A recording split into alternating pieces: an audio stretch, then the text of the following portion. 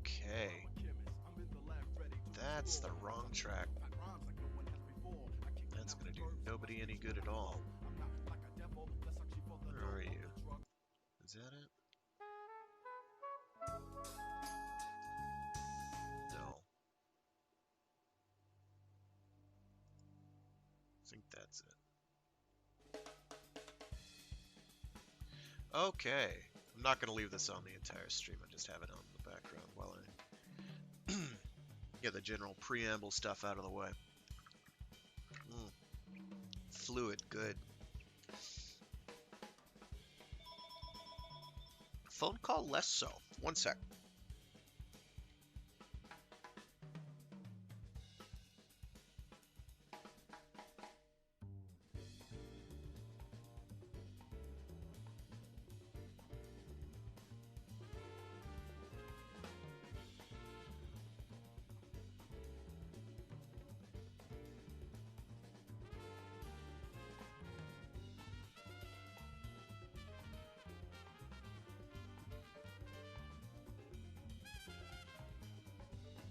Alright. Minor diversion. Minor diversion while I get the book set up.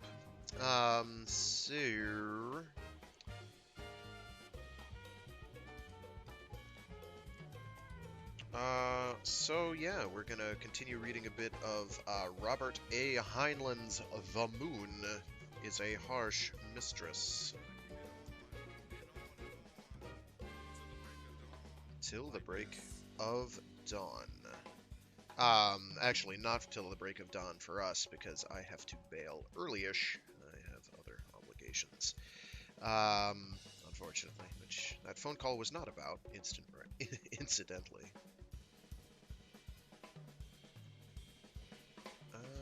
Let me see how, because I might be able to get more than 2 chapters done. It depends on how long the third one is. And the third one is, kind of long. Or the next one along is pretty lengthy. So I'll get through the next 2 chapters or so, and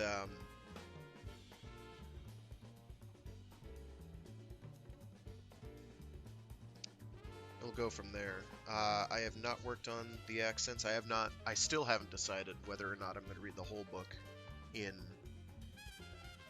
basically a slightly pseudo-Russian, a pseudo-Russian accent. I'm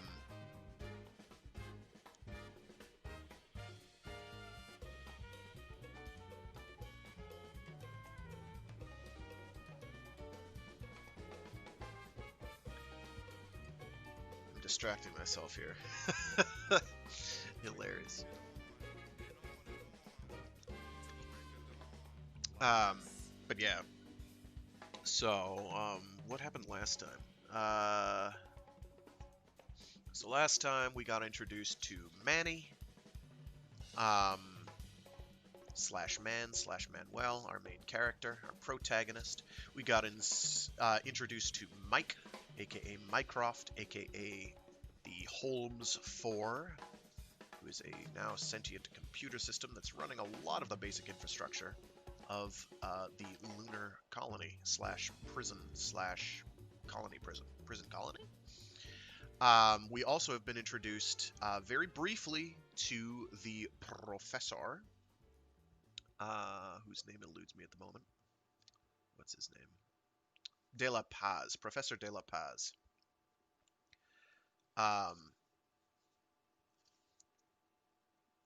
And we've also been introduced to Wyoming. Wyoming something. What's her last name? Why can't I remember these names today? It's been a long, long week. No, here we go. Yes, Manuel Garcia O'Kelly. Wyoming not, and she is from the Hong Kong colony on Mars, or Hong Kong Dome, whatever the proper terminology is there.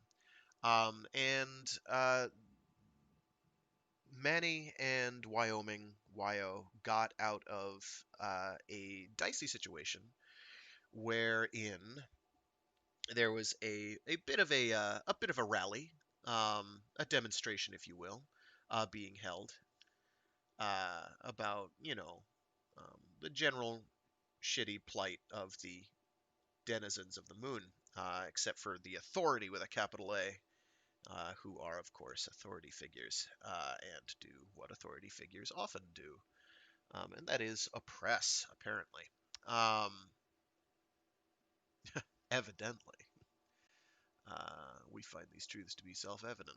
Um, and then things got bad. Things got messy when the authority busted in and started cracking skulls.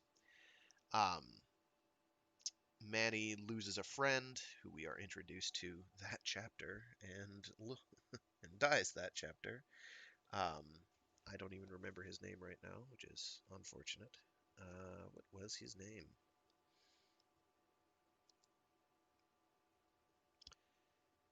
Nope, that's the wrong chapter. Hello. Shorty McCrum. McCrum. I don't know how that's pronounced. MKRUM, no apostrophe. McCrum. He dies cracking skulls. Manny and Wyo are in hiding now at a hotel.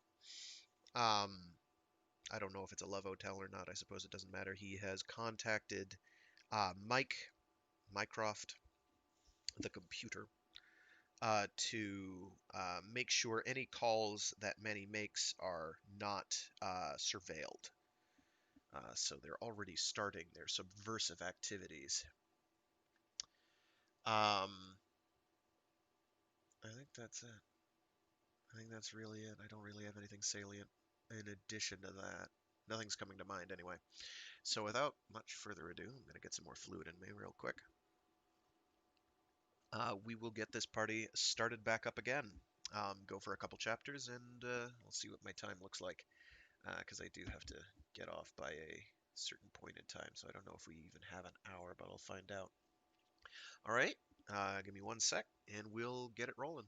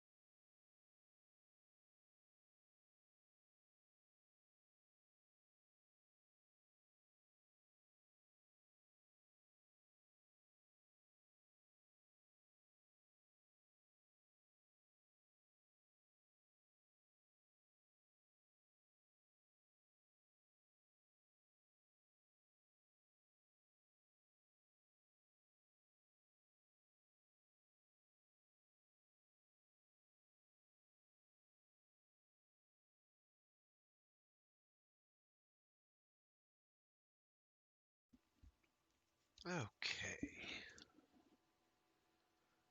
Also dealing with particulate matter in the air coming from California and points even further west. Um, Other points west, I should say. Um, so, like, if my throat sounds a little croaky, there are reasons for that. Of course, I'm not alone in that. All right.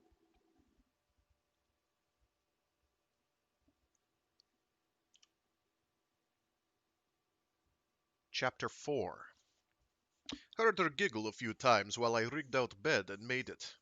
Then sat down by her, took ends she was through with, and started reading. Chuckled a time or two, but a joke isn't too funny to me if read cold, even when I see it could be fission job at proper time. I got more interested in how Wyo rated them. She was marking plus, minus, and sometimes question mark, and plus stories were marked once or always. Few were marked always. I put my ratings under hers. Didn't disagree too often. By the time I was near end, she was looking over my judgments. We finished together. Well, I said, what do you think? I think you have a crude, rude mind, and it's a wonder your wives put up with you. Mom often says so. But how about yourself, Wyo? You marked pluses on some that would make a slot machine girl blush. She grinned. Da, don't tell anybody. Publicly, I'm a dedicated party organizer above such things. Have you decided that I have a sense of humor? Not sure. Why a minus on number 17? Which one is that? She reversed roll and found it. Why, any woman would have done the same. It's not funny, it's simply necessary.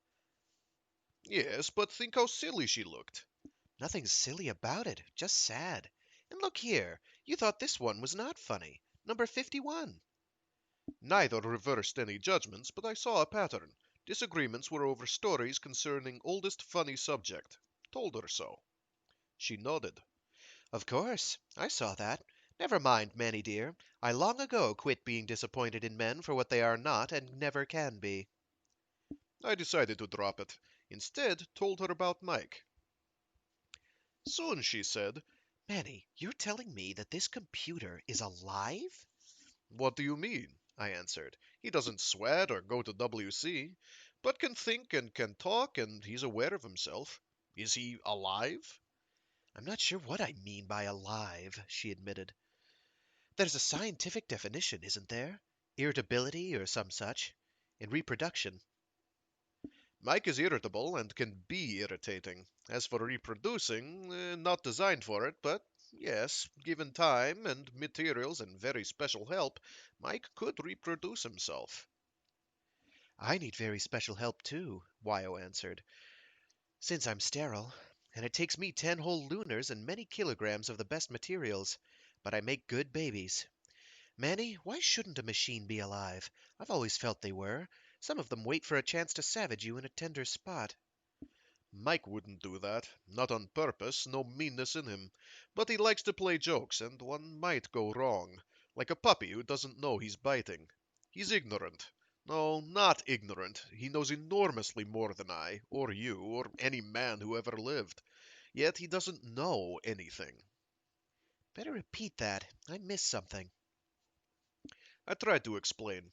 How Mike knew almost every book in Luna, could read at least 1,000 times as fast as we could, and never forget anything unless he chose to erase. How he could reason with perfect logic or make shrewd guesses from insufficient data, and yet not know anything about how to be alive. She interrupted. I scan it. You're saying he's smart and knows a lot, but is not sophisticated. Like a new chum when he grounds on the rock. Back Earthside, he might be a professor with a string of degrees, but here he's a baby. That's it. Mike is a baby with a long string of degrees. Ask how much water and what chemicals and how much photoflux it takes to crop 50,000 tons of wheat, and he'll tell you without stopping for breath, but cannot tell if a joke is funny. I thought most of these here were fairly good. Bleh. I thought most of these were fairly good. They're ones he's heard, read, and were marked jokes, so he filed them that way. But doesn't understand them because he's never been a people. Lately he's been trying to make up jokes. Feeble, very. I tried to explain Mike's pathetic attempt to be a people. On top of that, he's lonely. Why, the poor thing! You'd be lonely too if you did nothing but work, work, work, study, study, study, and never anyone to visit with. Cruelty, that's what it is. So I told about promise to find not stupids. Would you chat with him, why? And not laugh when he makes funny mistakes? If you do, he shuts up and sulks. Of course I would, Manny. Uh, Once we get out of this mess. If it's safe for me to be in Luna City. Where is this poor little computer? City Engineering Central? I don't know my way around here. He's not in L City. He's halfway across Crisium. And you couldn't go down where he is. Takes a pass from Warden. But Hold it. Halfway across Crisium? Manny, this computer is one of those at Authority Complex. Mike isn't just one of those computers, I answered, vexed on Mike's account.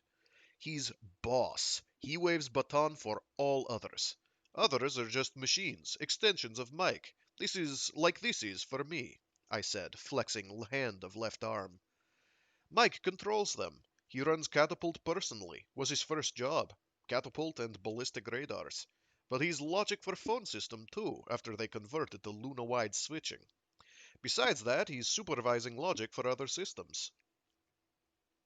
Wyo closed her eyes and pressed fingers to temples. Manny, does Mike hurt? Hurt? No strain. Has time to read jokes. I don't mean that. I mean, can he hurt? Feel pain? What? No. Can get feelings hurt, but can't feel pain. Don't think he can. No, pretty sure he can't. Doesn't have receptors for pain. Why? She covered eyes and said softly, Bog, help me. Then looked up and said, Don't you see, Manny? You have a pass to go down where this computer is, but most loonies can't even leave the tube at that station. It's for authority employees only. Much less go inside the main computer room. I had to find out if it could feel pain because, well, because you got me feeling sorry for it, with your talk about how it was lonely. But, Manny, do you realize what a few kilos of toluol plastic would do there? Certainly do. Was shocked and disgusted. Yes, we'll strike right after the explosion, and Luna will be free. I'll get you explosives and fuses, but we can't move until we are organized to exploit it. Manny, I've got to get out of here. I must risk it. I'll go put on makeup. She started to get up. I shoved her down with hard left hand. Surprised her and surprised me. I had not touched her in any way save necessary contact. Oh, different today, but was 2075 and touching a femme without her consent. Plenty of lonely men to come to rescue, and airlock never far away. As kids say, Judge Lynch never sleeps. Sit down, keep quiet, I said. I know what a blast would do. Apparently you don't. Gospaja, I'm sorry to say this, but if came to choice, would eliminate you before would blow up Mike. Wyoming did not get angry. Really, was a man some ways. Her years as a disciplined revolutionist, I'm sure. She was all girl most ways. Manny, you told me that Shorty McCrum is dead. What? Was confused by sharp turn. Yes, has to be. One leg off at hip, it was. Must have bled to death in 2 minutes. Even in a surgery amputation, that high is touch and go. Oh, even in a surgery, amputation that high is touch and go. I know such things. Had taken luck and big transfusions to save me. And an arm isn't in same class with what happened to Shorty. Shorty was, she said soberly, my best friend here and one of my best friends anywhere. He was all that I admire in a man, loyal, honest, intelligent, gentle, and brave, and devoted to the cause. But have you seen me grieving over him? No, too late to grieve. It's never too late for grief. I've grieved every instant since you told me. But I locked it in the back of my mind, for the cause leaves no time for grief. Manny, if it would have bought freedom for Luna, or even been part of the price, I would have eliminated Shorty myself, or you, or myself. And yet you have qualms over blowing up a computer. Not that at all. But was, in part. When a man dies, doesn't shock me too much. We get death sentences day we are born. But Mike was unique, and no reason not to be immortal. Never mind souls. Prove Mike did not have one. And if no soul, so much worse? No? Think twice.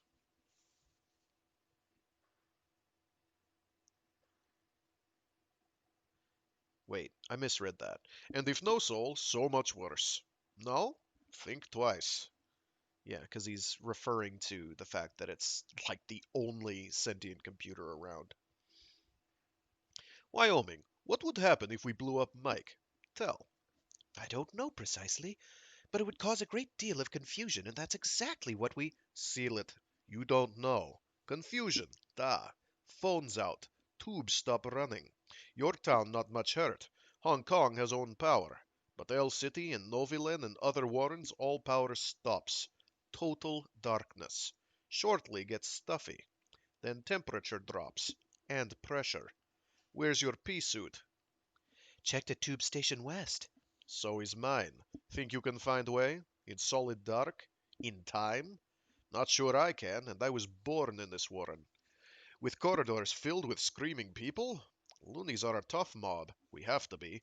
But about 1 in 10 goes off his cans in total dark. Did you swap bottles for fresh charges, or were you in too much hurry? And will Suit be there with thousands trying to find pea suits and not caring who owns? But aren't there emergency arrangements? There are in Hong Kong Luna. Some, not enough. Control of anything essential to life should be decentralized and paralleled so that if one machine fails, another takes over. But costs money, and as you pointed out, authority doesn't care. Mike shouldn't have all jobs, but was cheaper to ship up a master machine, stick deep in the rock where it couldn't get hurt, than keep adding capacity and loading on jobs. Did you know Authority makes near as much gelt from leasing Mike's services as from trading meat and wheat? Does. Wyoming, not sure we would lose Luna City if Mike were blown up. Loonies are handy, and might jury-rig till automation could be restored. But I tell you true, many people would die, and the rest too busy for politics. I marveled at. This woman had been in the rock almost all her life, yet could think of something as new choomish as wrecking engineering controls. Wyoming, if you were smart like you are beautiful, you wouldn't talk about blowing up Mike. You would think about how to get him on our side. What do you mean? She said. The warden controls the computers. Don't know what I mean, I admitted. But don't think Warden controls computers. Wouldn't know a computer from a pile of rocks. Warden, or staff, decides policies, general plans. Half competent technicians program these into Mike. Mike sorts them, makes sense of them, plans detailed programs, parcels them out where they belong, keeps things moving. But nobody controls Mike. He's too smart. He carries out what is asked because that's how he's built. But he's self-programming logic, makes own decisions. And a good thing, because if he weren't smart, system would not work. I still don't see what you mean by getting him on our side. Oh, Mike doesn't feel loyalty toward him. As you pointed out, he's a machine. But if I wanted to foul up phones without touching air or water or lights, I would talk to Mike. If it struck him funny, he might do it. Couldn't you just program it? I understood that you can get into the room where he is. If I, or anybody, programmed such an order into Mike without talking it over with him, program would be placed in hold location and alarms would sound in many places. But if Mike wanted to... I told her about check for umpteen jillion. Mike is still finding himself, while, and lonely. Told me I was his only friend, and was so open and vulnerable I wanted to bawl. If you took pains to be his friend, too, without thinking of him as just a machine, well, not sure what it would do, haven't analyzed it. But if I tried anything big and dangerous, wouldn't want Mike in my corner. Would want Mike in my corner. I don't know how I mixed that up. That's exactly the opposite. She said thoughtfully, I wish there were some way for me to sneak into that room where he is. I don't suppose makeup would help? "Oh, don't have to go there. Mike is on phone. Shall we call him?" She stood up. Manny, you are not only the oddest man I've met, you are the most exasperating. What's his number? Comes from associating too much with a computer. I went to phone. Just one thing, Wyo. You get what you want out of a man just by batting eyes and undulating framework. Well, sometimes, but I do have a brain. Use it. Mike is not a man. No gonads. No hormones. No instincts. Use fem tactics, and it's a null signal.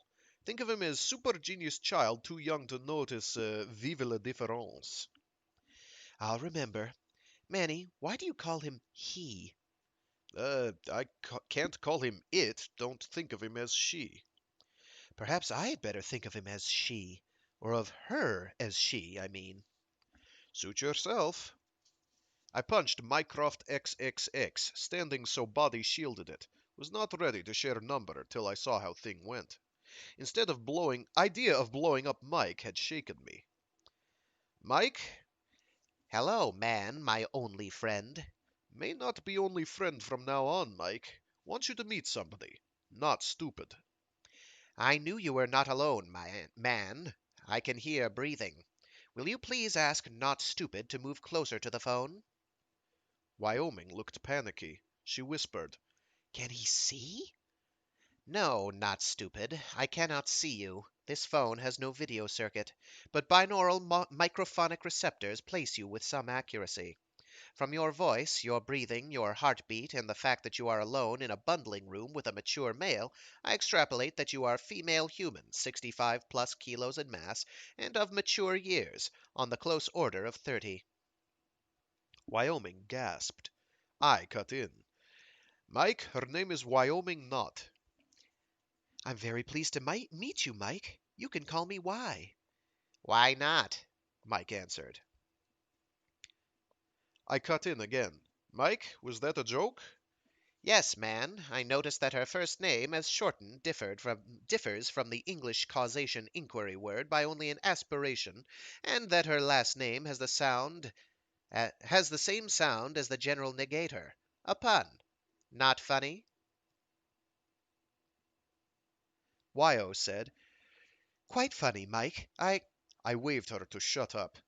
A good pun, Mike. Example of funny only once class of joke. Funny through element of surprise. Second time, no surprise. Therefore, not funny. Check? I had tentatively reached that conclusion about puns in thinking over your remarks 2 conversations back. I am pleased to find my reasoning confirmed. Good boy, Mike. Making progress. Those 100 jokes. I've read them, and so has Wyo. Wyo? Wyoming not? Huh? Oh, sure. Wyo, why, Wyoming, Wyoming not. All same. Just don't call her why not. I agreed not to use that pun again, man. Gospaja, shall I call you Wyo rather than Y?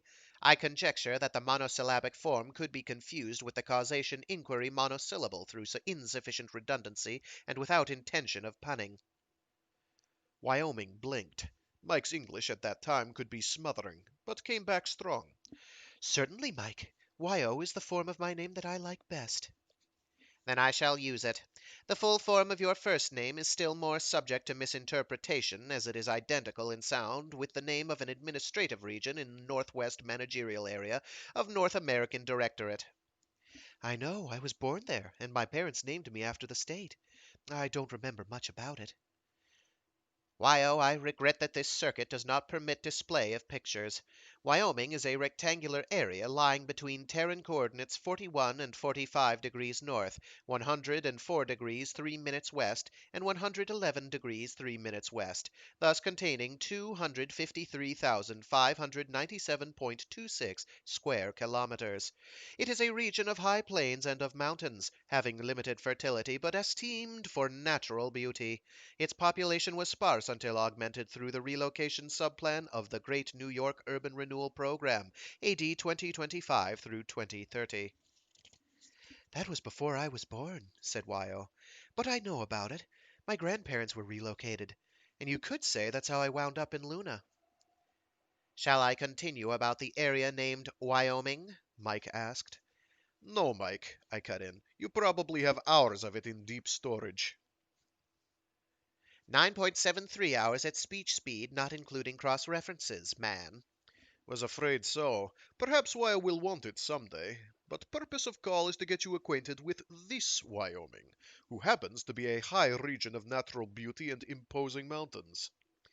And limited fertility, added Wyo. Manny, if you are going to draw silly parallels, you should include that one. Mike isn't interested in how I look. How do you know? Mike, wish I could show you picture of her. Wyo, I am indeed interested in your appearance. I am hoping that you will be my friend. But I have seen several pictures of you. You have? When and how? I searched and then studied them as soon as I heard your name. I am contract custodian of the archive files of the Birth Assistance Clinic in Hong Kong, Luna. In addition to biological and physiological data and case histories, the bank contains 96 pictures of you. So I studied them. Wyo looked very startled. Mike can do that, I explained. In time, it takes us to hiccup. You'll get used to it. But heavens! Manny, do you realize what sort of pictures the clinic takes? Hadn't thought about it. Then don't! Goodness! Mike spoke in voice painfully shy, embarrassed as a puppy who has made mistakes. Gospaja Wayo, if I have offended, it was unintentional, and I am most sorry. I can erase those pictures from my temporary storage and key the clinic archive so that I can look at them only on retrieval demand from the clinic, and then without association or mentation. Shall I do so? He can, I assured her. With Mike, you can always make a fresh start. Better than humans that way. He can forget so completely that he can't be tempted to look later, and couldn't think about them even if called on to retrieve. So take his offer if you're in a hoo-hoo. Oh gosh, this is so hard to read. Aloud, anyway. Reading it in your head's easy. Aloud is not. Uh, no. Mike, it's all right for you to see them, but don't show them to Manny. Mike hesitated a long time, 4 seconds or more. Was, I think, type of dilemma that pushes lesser computers into nervous breakdowns. But he resolved it. Man, my only friend, shall I accept this instruction? Program it, Mike, I answered, and lock it in. But, why-oh, isn't that a narrow attitude? One might do you justice. Mike could print it out for me next time I'm there. The first example in each series, Mike offered, would be, on the basis of my associational analyses of such data, of such pulchritudinous value as to please any healthy, mature human male. How about it, why-oh? To pay for Apfelstrudel. A picture of me with my hair pinned up in a towel and standing in front of a grid without a trace of makeup? Are you out of your rock-hoppy mind? Mike, don't let him have it. I shall not let him have it. Man, this is a not stupid. For a girl, yes.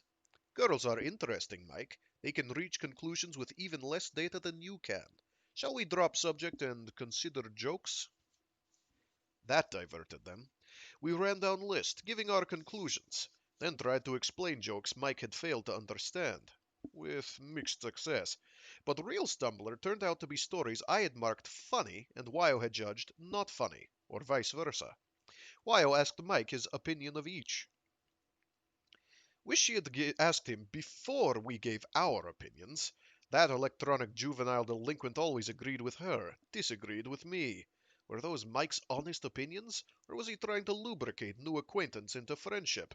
Or was it his skewed notion of humor? Joke on me? Didn't ask. But as pattern completed, Wyo wrote a note on phone's memo pad. Manny, RE number 17, 51, 53, 87, 90, and 99. Mike is a she. I let it go with a shrug, stood up. Mike, 22 hours since I've had sleep. You kids chat as long as you want to. Call you tomorrow. Good night, man. Sleep well. Wyo, are you sleepy? No, Mike, I had a nap. But Manny will keep you awake, no? No. When I'm sleepy, I sleep. Started making couch into bed. Wyo said, Excuse me, Mike. got up, took sheet out of my hands. I'll make it up later. You doss over there, Tovarish. You're bigger than I am. Sprawl out. Was too tired to argue. Sprawled out, asleep at once. Seemed to remember hearing in sleep giggles and a shriek, but never woke enough to be certain. Woke up later and came fully awake when I realized was hearing two femme voices, one Wyo's warm contralto, another sweet high soprano with French accent. Wyo chuckled at something and answered. All right, Michelle, dear. I'll call you soon. Night, darling. Fine. Good night, dear. Wyo stood up, turned around. Who's your girlfriend? I asked. Thought she knew no one in Luna City. Might have phoned Hong Kong. That sleep-logged feeling was some reason she shouldn't phone. That? Why, Mike, of course. We didn't mean to wake you. What? Oh, it was actually Michelle. I discussed it with Mike, what sex he was, I mean. He decided that he could be either one. So now she's Michelle, and that was her voice. Got it right the first time, too. Her voice never cracked once. Of course not. Just shifted Voder a couple of octaves. What are you trying to do? Split his personality? It's not just pitch. When she's Michelle, it's an entire change in manner and attitude. Don't worry about splitting her personality. She has plenty for any personality she needs. Besides, Manny, it's much easier for both of us. Once she shifted, we took our hair down and cuddled up and talked girl talk as if we had known each other forever. For example, those silly pictures no longer embarrassed me. In fact, we discussed my pregnancies quite a lot. Michelle was terribly interested. She knows all about OB and GY and so forth, but just theory, and she appreciated the raw facts. Actually, Manny, Michelle is much more a woman than Mike was a man. Well, suppose it's okay. Going to be shocked to me first time I call Mike and the woman answers. Oh, but she won't. Huh? Michelle is my friend. When you call, you'll get Mike. She gave me a number to keep it straight. Michelle spelled with a Y. Mychelle, and YY to make it come out 10. I felt vaguely jealous while realizing it was silly. Suddenly, Wyo giggled. And she told me a string of new jokes, ones you wouldn't think were funny. And boy, does she know rough ones. Mike, or his sister Michelle, is a low creature. Let's make up couch. I'll switch. Stay where you are. Shut up. Turn over. Go back to sleep. I shut up, turned over, went back to sleep. Sometime much later, I became aware of married feeling. Something warm snuggled up to my back. Would not have wakened, but she was sobbing softly. I turned and got her head on my arm. Did not speak. She stopped sobbing. Presently, breathing became slow and even. I went back to sleep.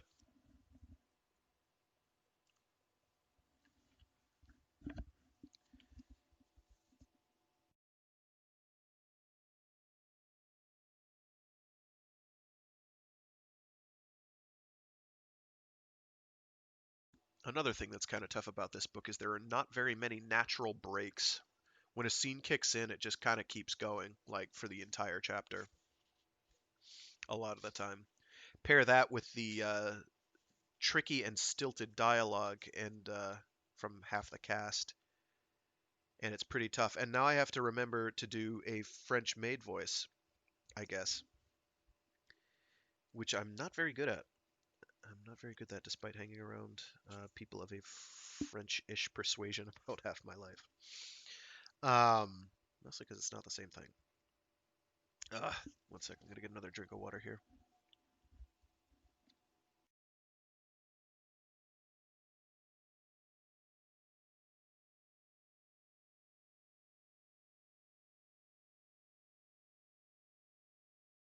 Yeah, and I think I've only got time for one more chapter, but we'll get it done.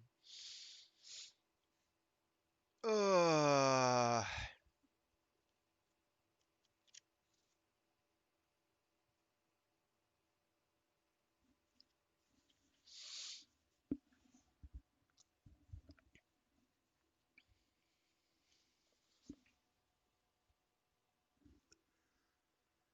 Excuse me. Oh, jeez. Ah.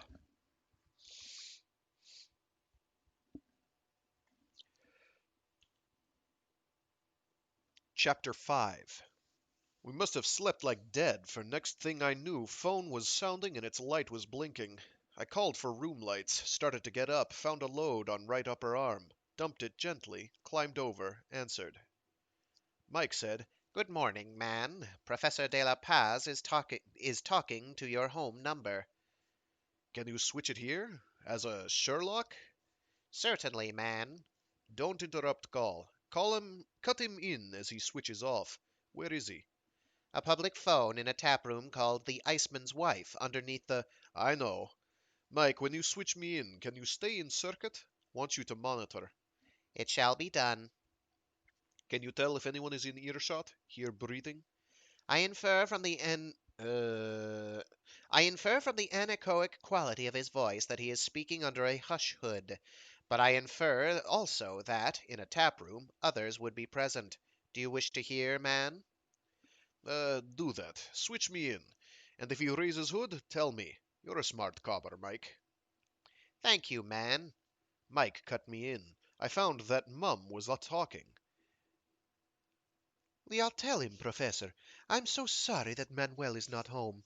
There is no number you can give me. He is anxious to return your call. He made quite a point that I was to be sure to get a number from you.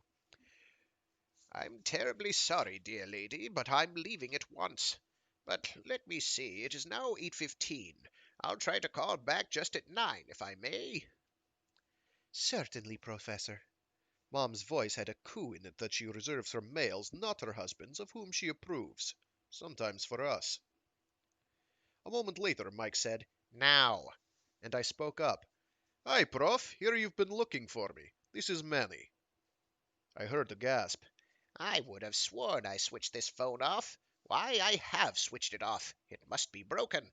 Manuel, so good to hear your voice, dear boy. Did you just get home? I'm not home. But, but you must be. I haven't. No time for that, Prof. Can anyone overhear you? I don't think so. I'm using a hush booth. Wish I could see. Prof, what's my birthday? He hesitated. Then he said, I see. I think I see. July 14th. I'm convinced. Okay, let's talk. You're really not calling from your home, Manuel? Where are you? Let that pass a moment. You asked my wife about a girl. No names needed. Why do you want to find her, Prof? I want to warn her. She must not try to go back to her home city. She would be arrested. Why do you think so? Dear boy, everyone at that meeting is in grave danger. Yourself, too. I was so happy, even though confused, to hear you say that you are not at home. You should not go home at present. If you have some safe place to stay, it would be well to take a vacation. You are aware, you must be, even though you left hastily, that there was violence last night. I was aware. Killing Warden's bodyguards must be against authority regulations. At least if I were Warden, I'd take a dim view. Thanks, Prof. I'll be careful. And if I see this girl, I'll tell her. You don't know where to find her? You were seen to leave with her, and I had so hoped that you would know. Prof, why this interest? Last night you didn't seem to be on her side. No, no, Manuel. She is my comrade. I don't say tovarish, for for I mean it not just as politeness, but in the older sense. Binding. She is my comrade. We differ only in tactics, not in objectives, not in loyalties. I see. Well, consider message delivered. She'll get it. Oh, wonderful. I ask no questions, but I do hope, oh, so very strongly, that you can find a way for her to be safe, really safe, until this blows over. I thought that over. Wait a moment, Prof. Don't switch off. As I have answered phone, Wyo had headed for bath, probably to avoid listening. She was that sort. Tapped on door. Wyo? Out in a second. Need advice. She opened door. Yes, Manny? How does Professor De La Paz rate in your organization? Is he trusted? Do you trust him? She looked thoughtful. Everyone at the meeting was supposed to be vouched for, but I don't know him. Hmm. You have feeling about him? I liked him, even though he argued against me. Do you know anything about him? Oh, yes, I've known him 20 years. I trust him. But can't extend trust for you. Trouble. And it's your air bottle, not mine. She smiled warmly. Manny, since you trust him, I trust him just as firmly. I went back to phone. Prof, are you on Dodge?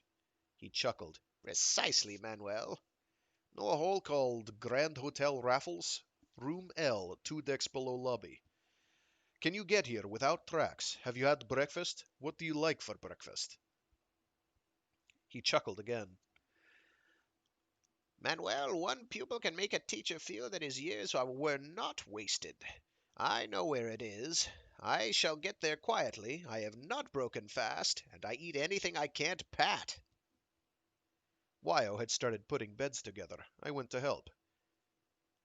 What do you want for breakfast? Ugh, my gosh, tongue twister. What do you want for breakfast? Chai and toast. Juice would be nice. Not enough. Well, a boiled egg. But I pay for breakfast. 2 boiled eggs, buttered toast with jam, juice. I'll roll you. Your dice or mine? Mine. I cheat. I went to lift, asked for display, saw something called the Happy Hangover, all portions extra large. Tomato juice, scrambled eggs, ham steak, fried potatoes, corn cakes and honey, toast, butter, milk, tea or coffee. HKL 450 for 2. I ordered it for 2, no wish to advertise third person. We were clean and shining, room orderly, and set for breakfast, and Wyo had changed from black outfit into red dress, Because company was coming. when Lift jangled food. Change into dress had caused words. She had posed, smiled, and said, Manny, I'm so pleased with this dress. How did you know it would suit me so well? Genius. I think you may be. What did it cost? I must pay you. On sale, marked down to authority, cents 50. She clouded up and stomped foot. Was bare, made no sound, caused her to bounce a half meter. Happy landing, I wished her, while she pawed for foothold like a new chum. Manuel O'Kelly, if you think I will accept expensive clothing from a man I'm not even bundling with, Easily corrected. Letcher, I'll tell your wives. Do that. Mom always thinks worst of me. I went to lift, started dealing out dishes. Door sounded. I flipped Hiram no Seum. Who comes? Message for Господин Smith, A cracked voice answered. Господин Bernard O. Smith. I flipped bolts and let Professor Bernardo de la Paz in. He looked like a poor grade of salvage. Dirty clothes, filthy himself, hair unkempt, paralyzed down one side and hand twisted, one eye a film of cataract.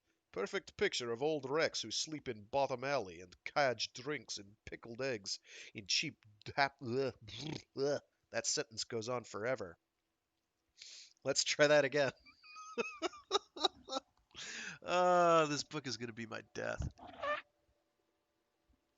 It's too bad because it's really good, but I'm just mangling it so bad. Ugh. He looked like poor grade of salvage. Dirty clothes, filthy himself, hair unkempt, paralyzed down one side and hand twisted, one eye a film of cataract. Perfect picture of old wrecks who sleep in bottom alley and cadge drinks and pickled eggs in cheap tap rooms. He drooled. As soon as I bolted door, he straightened up, let features come back to normal, folded hands over wishbone, looked Wyo up and down, sucked air kimono style, and whistled. Even more lovely, he said, than I remembered. She smiled over her mad. Thanks, Professor, but don't bother. Nobody here but comrades. Senorita, the day I let politics interfere with my appreciation of beauty, that day I retire from politics. But you are gracious. He looked away, glanced closely around room. I said, Prof, quit checking for evidence, you dirty old man. Last night was politics. Nothing but politics. That's not true, Wyo flared up. I struggled for hours, but he was too strong for me. Professor, what's the party discipline in such cases, here in Luna City? Prof tut-tutted and rolled blank eye. Manuel, I'm surprised. It's a serious matter, my dear. Elimination, usually. But it must be investigated. Did you come here willingly? He drugged me. Dragged, dear lady. Dragged, dear lady. Let's not corrupt the language. Do you have bruises to show? I said, Eggs getting cold. Can't we eliminate me after breakfast? An excellent thought, Agreed Professor. Agreed Prof. Manuel, could you spare your old teacher a liter of water to make himself more presentable? All you want, in there. Don't drag or you'll get what littlest pig got. Thank you, sir. He retired. Were sounds of brushing and washing. Wyo and I finished arranging table. Bruises, I said. Struggled all night.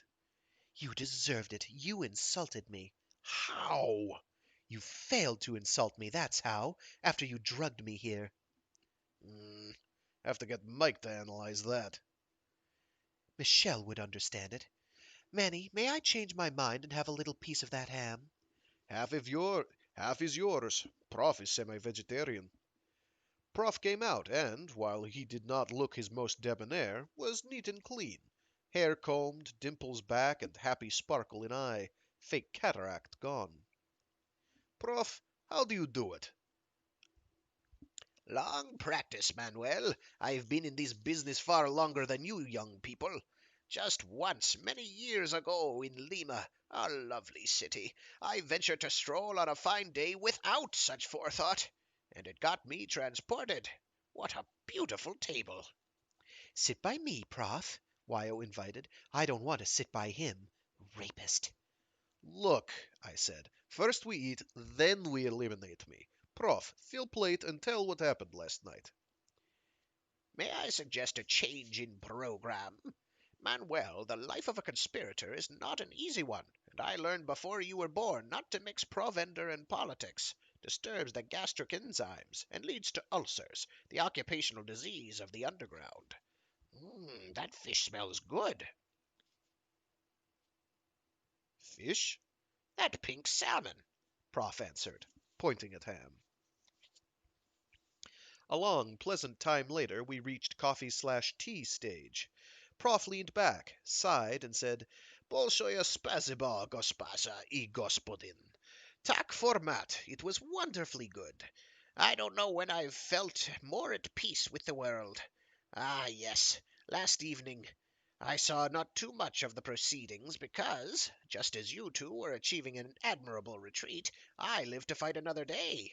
I bugged out. Made it to wings in one long, flat dive. When I did venture to peek out, the party was over. Most had left, and all yellow jackets were dead. Note. Must correct this. I learned more later. When trouble started, as I was trying to get Wyo through door, Prof produced a handgun and, firing over heads, picked off 3 bodyguards at rear main door, including one wearing bull voice. How he smuggled weapon up to the rock, or managed to liberate it later, I don't know. But Prof's shooting joined with Shorty's work to turn tables. Not one yellow jacket got out alive. Several people were burned and 4 were killed, but knives, hands, and heels finished it in seconds. Perhaps I should say all but one, Prof went on. 2 Cossacks at the door through which you deported had been given quietus by our brave comrade Shorty McCrum, and I'm sorry to say that Shorty was lying across them, dying. We knew. So, dulce et decorum. One guard in that hallway had a damaged face, but was still moving. I gave his neck a treatment known in professional circles, Earthside, as the Istanbul twist. He joined his mates. By then, most of the living had left. Just myself, our chairman of the Evening Finn Nielsen, a comrade known as Mom, that being what her husbands called her. I consulted with Comrade Finn, and we bolted all doors. That left a cleaning job. Do you know the arrangements backstage there? Not me, I said. Wyo shook head.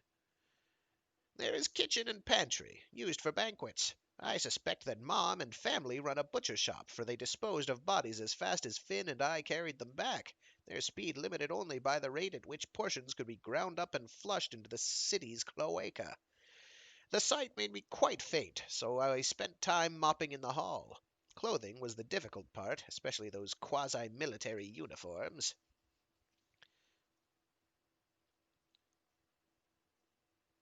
What did you do with those laser guns? Prof turned bland eyes on me. Guns? Dear me, they must have disappeared. We removed everything of a personal nature from the bodies of our departed comrades. For relatives, for identification, for sentiment. Eventually, we had everything tidy. Not a job that would fool Interpol, but one to make it seem unlikely that anything untoward had taken place.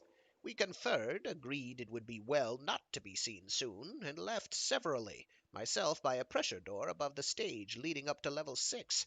Thereafter, I tried to call you, Manuel, being worried about your safety and that of this dear lady. Prof bowed to Wyo. That completes the tale. I spent the night in quiet places. Prof, I said, those guards were new chums, still getting their legs, or we wouldn't have won. That could be, he agreed, but had they not been, the outcome would have been the same. How so? They were armed. Lad, have you ever seen a boxer dog? I think not. No dogs that large in Luna. The boxer is a result of special selection.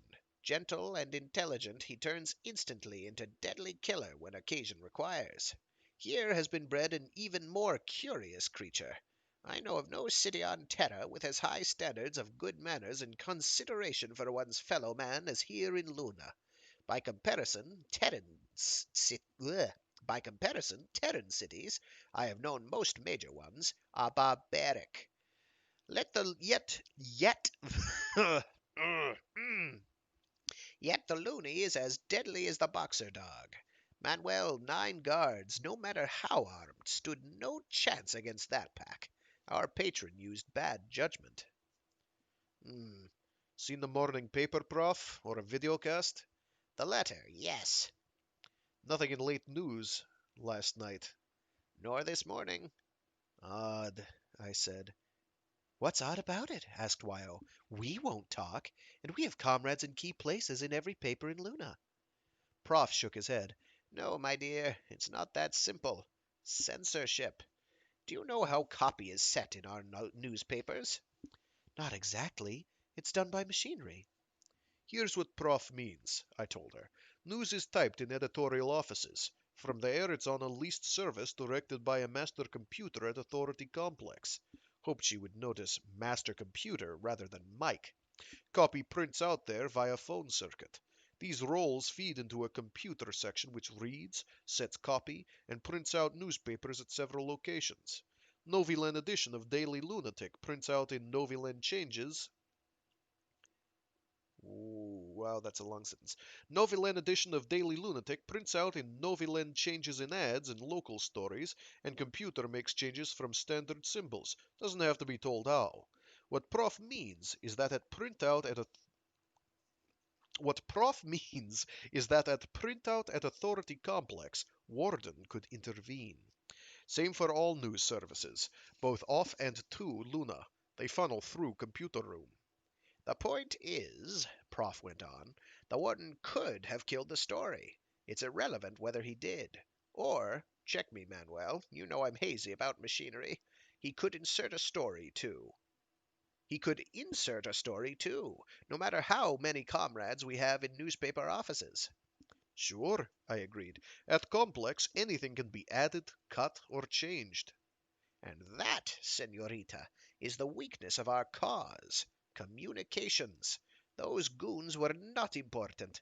But crucially important is that it lay with the warden, not with us, to decide whether the story should be told. To a revolutionist, communications are a sine qua non. Sine qua non? S-I-N-E qua non. I have seen it before, but I don't think I've ever heard it spoken. Wyo looked at me, and I could see synapses snapping. So I changed subject. Prof, why get rid of bodies? Besides horrible job, was dangerous. Don't know how many bodyguards Warden has, but more could show up while you were doing it.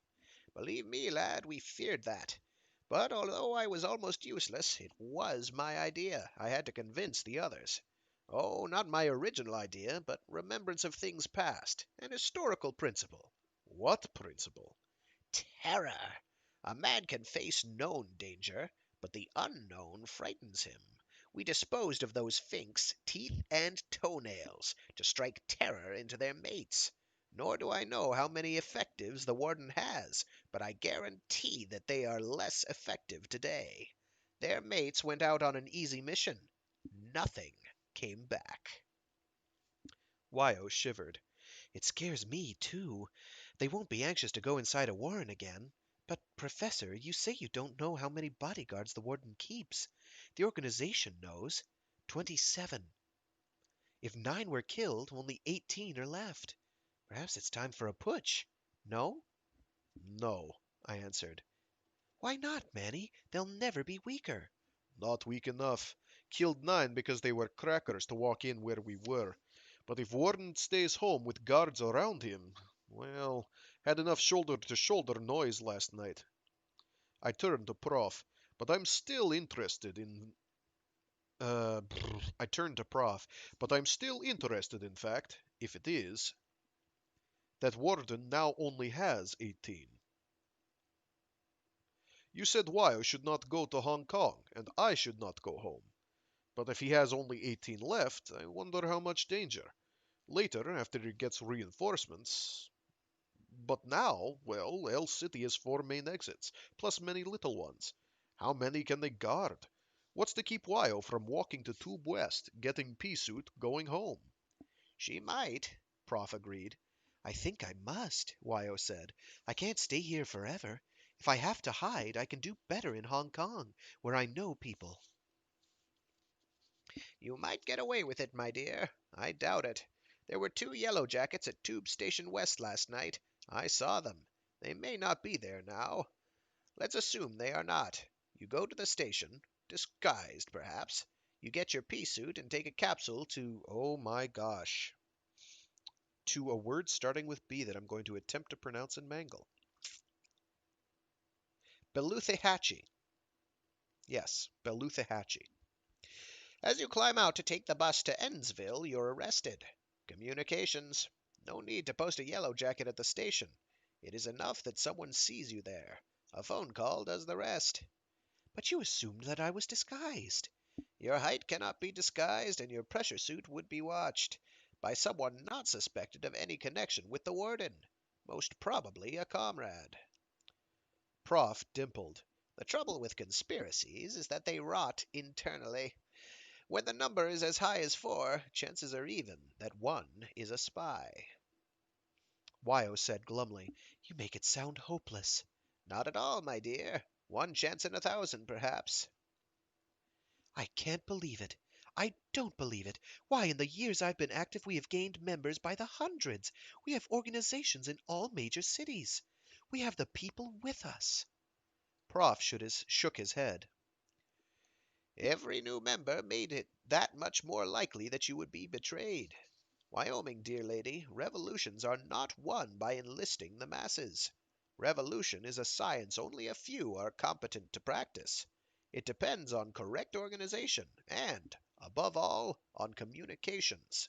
Then, at the proper moment in history, they strike. Correctly organized and properly timed, it is a bloodless coup. Done clumsily or prematurely, and the result is civil war, mob violence, purges, terror. I hope you will forgive me if I say that, up to now, it has been done clumsily. Wyo looked baffled. What do you mean by correct organization? Functional organization. How does one design an electric motor? Would you attach a bathtub to it simply because one was available? Would a bouquet of flowers help? A heap of rocks? No. You would use just those elements necessary to its purpose and make it no larger than needed. And you would incorporate safety factors. Function controls design. So it is with revolution. Organization must be no larger than necessary. Never recruit anyone merely because he wants to join. Nor seek to persuade for the pleasure of having another share your views. You'll share them when the time comes, or you've misjudged the moment in history. Oh, there will be an educational organization, but it must be separate. Agitprop is no part of the basic structure. As to basic structure, a revolution starts as a conspiracy. Therefore, structure is small, secret, and organized as to minimize damage by betrayal, since there always are betrayals. One solution is the cell system, and so far nothing better has been invented. Much theorizing has gone into optimum cell size. I think that history shows that a cell of 3 is best. More than 3 can't agree on when to have dinner, much less when to strike. Manuel, you belong to a large family. Do you vote on when to have dinner? Bog no. Mom decides. Ah, Prof took a pad from his pouch, began to sketch.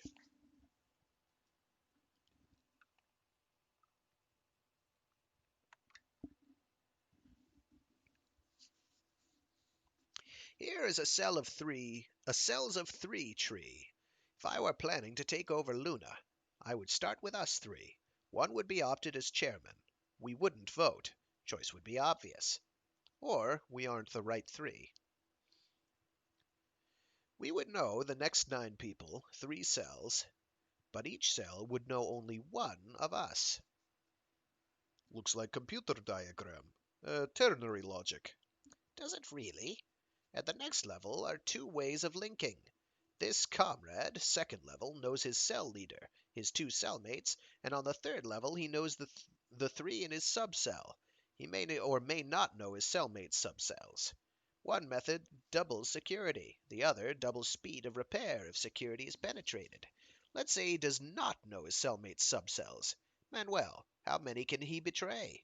Don't say he won't. Today they can brainwash any person, and starch and iron and use him. How many? 6, I answered. His boss, 2 cellmates, 3 in subcell. 7, Prof corrected. He betrays himself, too, which leaves 7 broken links on 3 levels to repair. How? I don't see how it can be, objected Wyo. You've got them so split up it falls to pieces. Manuel, an exercise for the student. Well, blokes down here have to have blokes down here have to have ways to send message up 3 levels. Don't have to know who, just have to know where. Precisely. But, Prof, I went on, there's a better way to rig it. Really? Many revolutionary theorists have hammered this out, Manuel. I have such confidence in them that I'll offer you a wager. At, say, 10 to 1. Ought to take your money. Take same cells, arrange an open pyramid of tetrahedrons. Where vertices are in common, each bloke knows one in adjoining cell. Knows how to send messages to him. That's all he needs. Communications never break down because they run sideways as well as up and down. Something like a neural net. It's why you can knock a hole in man's head, take chunk of brain out, and not damage thinking much. Excess capacity. Messages shunt around. He loses what was destroyed, but goes on functioning. Manuel, Prof said doubtfully, could you draw a picture? It sounds good, but it's so contrary to orthodox doctrine that I need to see it. Well, could do better with stereo drafting machine. I'll try. Anybody who thinks it's easy to sketch 121 tetrahedrons, a 5-level open pyramid, clear enough to show relationships, is invited to try. Presently, I said, look at base sketch. Each vertex of each triangle shares self with 0, 1, or other triangles, or 2 other triangles. Where shares 1, that's its link, one direction or both, but 1 is enough for a multiply redundant communication net. On corners where sharing is 0, it jumps to right next. What? Oh, it jumps to right, to next corner. Where sharing is double, choice is again right-handed. Now work it with people. Take 4th level, D for dog. This vertex is Comrade Dan. Now let's go down one to show 3 levels of communication knocked out. Level E for easy and pick Comrade Egbert. Egbert works under Donald, has cellmates Edward and Elmer, and has 3 under him, Frank, Fred, and Fatso, but knows how to send messages to Ezra on his own level, but not in his cell. He doesn't know Ezra's name, face, address, or anything, but has a way, phone number probably, to reach Ezra in emergency. Now, watch it work. Casimir, level 3, figs out and betrays Charlie and Cox in his cell, Baker above him, and Donald, Dan, and Dick in subcell, which isolates Egbert, Edward, and Elmer, and everybody under them. All 3 report it. Redundancy, necessary to keep communications, necessary to any communication system. Let's try that again. All 3 report it. Redundancy, necessary to any communication system, but follow Egbert's yell for help. He calls Ezra, but Ezra is under Charlie and is isolated too. No matter, Ezra relays both messages through his safety link, Edmund. By bad luck, Edmund is under Cox, so he also passes it laterally, through Enright. And that gets it past burnt out part, and it goes up through Dover, Chambers, and Beeswax to Adam, front office, who replies down other side of pyramid with lateral pass on E for easy level from Esther to Egbert and to Ezra and Edmund. These two messages, up and down, not only get through at once, but in way they get through, they define to Home Office exactly how much damage has been done and where. Organization not only keeps functioning, but starts repairing itself at once. Wyo was tracing out lines, convincing herself it would work. Which it would, was idiot circuit. Let Mike study a few milliseconds and could produce a better, safer, more foolproof hookup. And probably, certainly, ways to avoid betrayal while speeding up routines. But I'm not a computer. Prof was staring with blank expression. What's trouble? I said. It'll work. This is my pigeon. Manuel, my boy. Excuse me, Senor O'Kelly. Will you head this revolution? Me? Great bog, yet! I'm no lost cause martyr, just talking about circuits. Wyo looked up. Manny, she said soberly, you're opted. It's settled.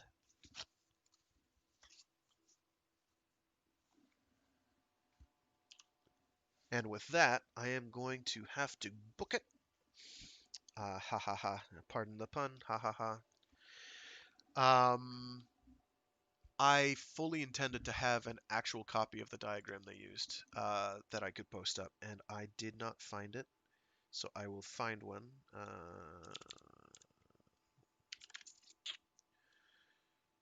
Diagram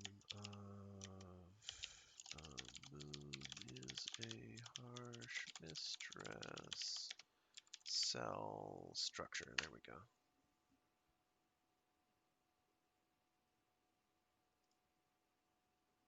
Is that it? I think that's it. That didn't take long.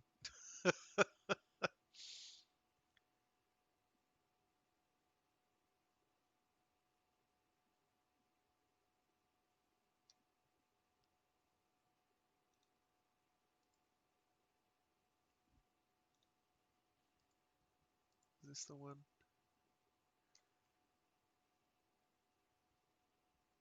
Oh, I've got a couple. Well, that's good.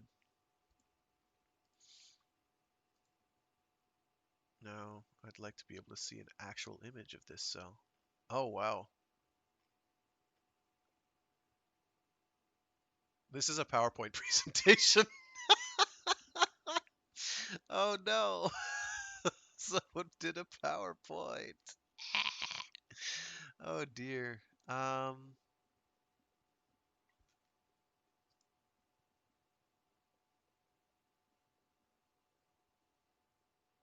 Yeah, this is a whole PowerPoint. I'm saving that. Oh, that's good. That's great.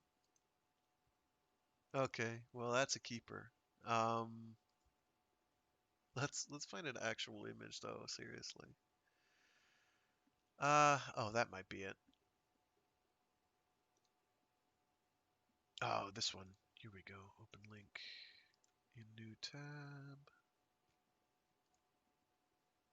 Oh, come on now. View image, please. Nope, that's microscopic. I can't see it.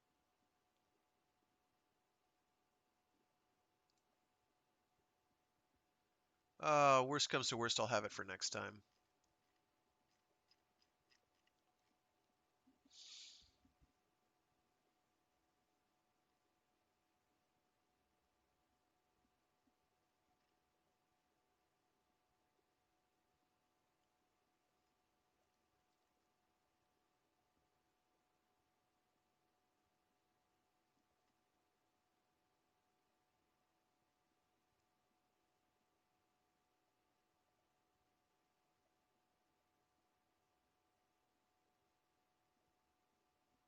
All right. No,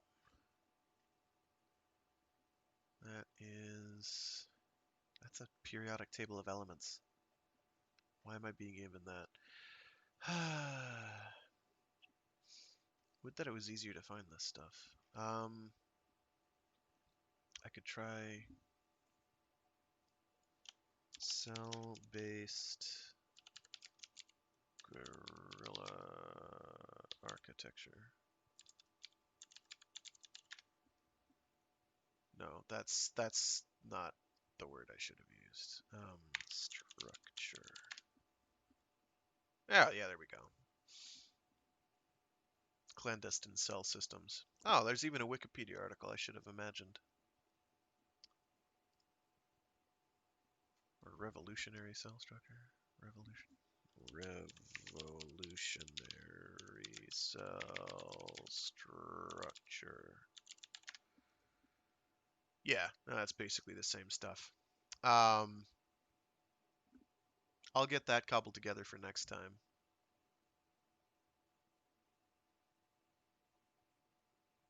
But for a basic idea,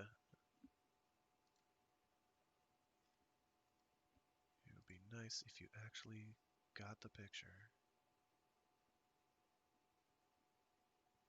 View. That's tiny. These are all tiny. I can't work with them when they're this small.